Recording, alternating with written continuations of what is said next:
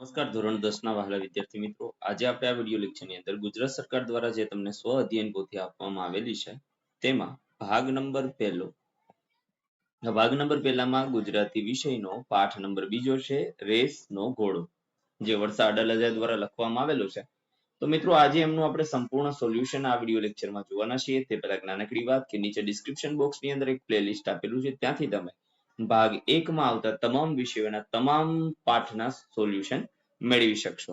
તો ચાલો મિત્રો જોઈએ વિભાગ એ. વિભાગ એ માં અ છે નીચેના જોડકા યોગ્ય રીતે જોડી અને ફરીથી લખો.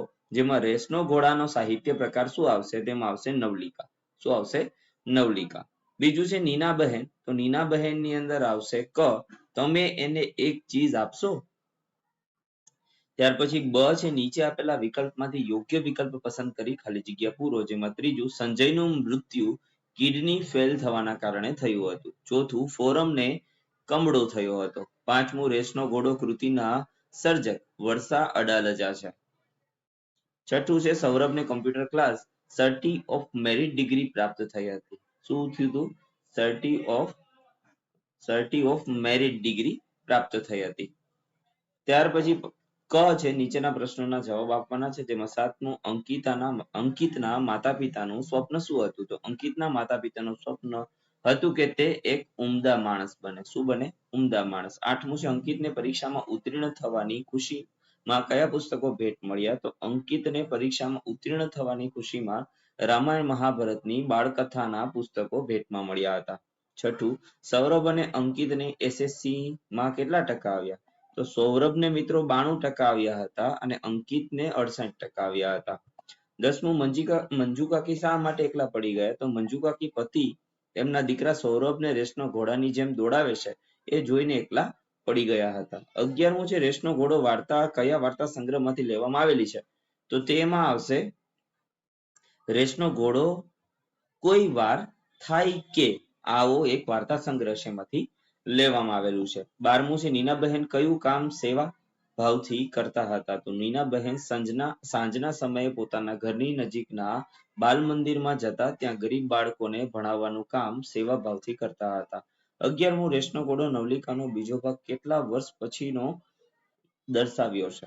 ત્યાર પછી 14મો છે માથે બેસીને હોમવર્ક કરાવવું એટલે શું? તો માથે બેસીને હોમવર્ક કરાવવું એટલે સામે બેસીને હોમવર્ક કરાવવું.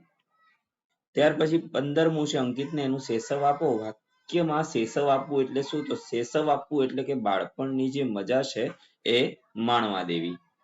ત્યાર પછી પ્રશ્ન નંબર ડ છે નીચેના પ્રશ્નોના 2-3 વાક્યમાં ઉત્તર લખવાના છે. જેમાં 16મું વિનુકાકા સૌરભ અને અંકિત પાસે કઈ કઈ પ્રવૃત્તિ કરાવતા હતા? તો વિનુકાકા સૌરભ અને અંકિતને બે જુદી જુદી રમતો રમાડતા તેમજ ચોકલેટ આપતા હતા. સાંજે પોતે એમની સામે બેસીને હોમવર્ક કરાવતા હતા.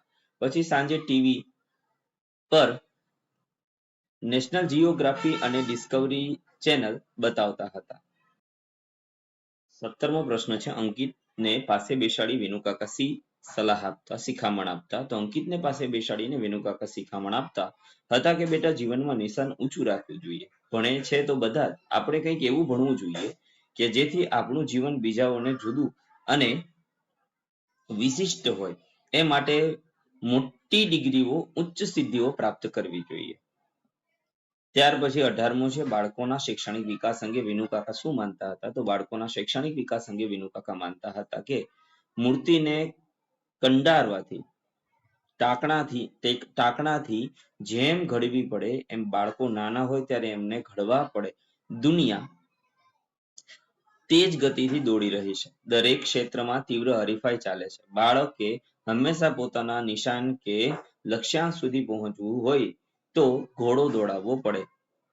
19મું મંજુ કાકીએ નીના બહેન પાસે સી હૈયા વરાળ કાઢી. તો મંજુ કાકીએ નીના બહેન પાસે પોતાની હૈયા વરાળ કાઢતા કહ્યું કે ઘરમાં પોતે બાપ દીકરાથી વિખૂટવા પડીને જાણે ઉંબરે ઊભા છે. બાપ એમના દીકરાને રેસના ઘોડાની જેમ દોડાવે છે.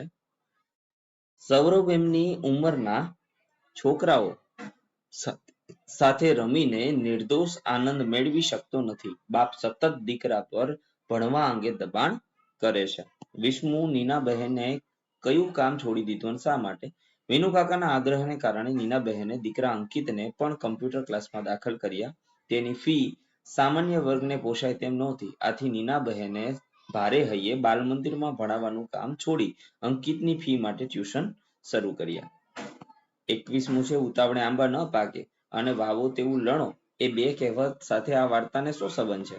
તો વાર્તાના અંતમાં આપણે જોઈએ છીએ કે વિનુકાકા સૌરભને ભણાવી ગણાવી અને ડોક્ટર તો બનાવી દીધો, પરંતુ ઉમદા માણસ ન બનાવી શક્યા. કારણ કે અંકિત ભલે બેંકમાં નાની નોકરી કરે છે, પરંતુ સંજયના મૃત્યુ થયા પછી ફોરમ અને નાની બહેનને એમના પિતાની ખોટ પડવા દીધી નથી. આથી એક બાજુ જોવા જઈએ તો વાવો એવું લણો એ બાબત સાબિત થાય છે. 22મું છે મંજુ કાકી અને નીનાબહેનના વ્યવહાર અને સ્વભાવમાં શું તફાવત છે? તો મંજુ કાકી અને નીનાબહેનના વ્યવહાર અને સ્વભાવમાં વિશેષ ફરક જણાતો નથી. બંને બાળ સહજ પ્રવૃત્તિને મહત્વ આપે છે. વિનુકાકા સૌરભને રેસના ઘોડાની જેમ દોડાવે છે. એ મંજુ કાકીને પસંદ નથી. નીનાબહેન ઈચ્છે છે કે પોતાનો દીકરો અંકિત ઉમદા માણસ બને. 23મો છે વિનુકાકાએ અંકિતને બેટા ચાલ, બહુ મોડું થઈ ગયું એમ શા માટે કહ્યું? તો વિનુકાકા આ વાક્ય ગૂઢાર્થમાં બોલ્યા. સૌરભ ભણી ગણી અને અમેરિકામાં ડોક્ટર થયો. ભૌતિક સુખ મેળવ્યા, પણ તેની પાસે માતા પિતા માટે સમય નથી. સૌરભને ઉમદા માણસ બનવા અને સંસ્કાર આપવામાં મોડું થઈ ગયું. તેથી ઊંડા દુઃખ સાથે તેમણે આમ કહ્યું હશે. ત્યાર પછી ઈ છે નીચે આપેલા પ્રશ્નોના 8-10 વાક્યમાં ઉત્તર લખવાના છે મિત્રો.